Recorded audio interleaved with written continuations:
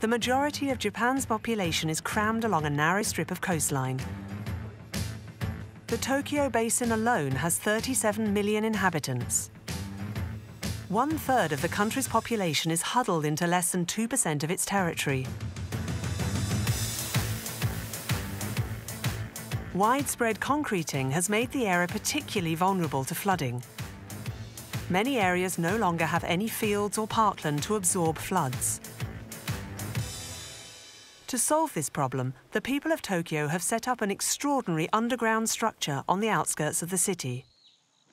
It is accessed through this small shack.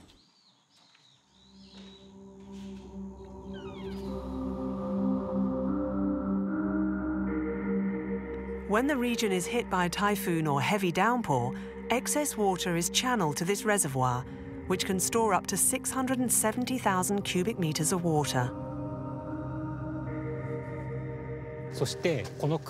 This area is 18 meters high, 78 meters wide, and 177 meters deep. With its 59 columns, each weighing 500 tons, this architectural wonder looks like a temple.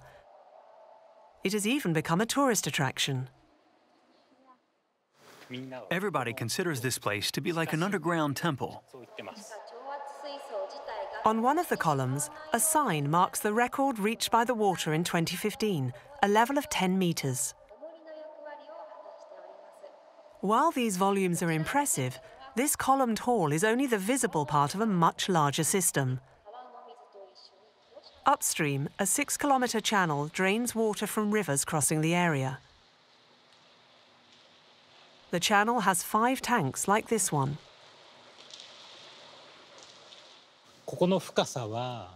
This place is about 70 meters deep. A space shuttle could easily park here.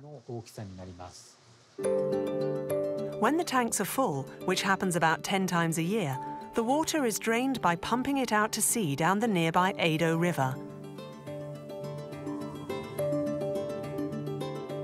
Operations are carried out in this control room. Since the structure was built in 2006, damage caused by rainfall has fallen drastically. The last typhoon to strike before 2006 flooded around 3,000 houses, whereas the next one hit only 200 houses. This shows that the system is working. Unfortunately, even with such a sophisticated structure, it's impossible to eliminate flooding altogether. It's estimated that there will be progressively more rain every year, which means that we need to build bigger canals and tanks. This will not, however, bring the flooded areas down to zero.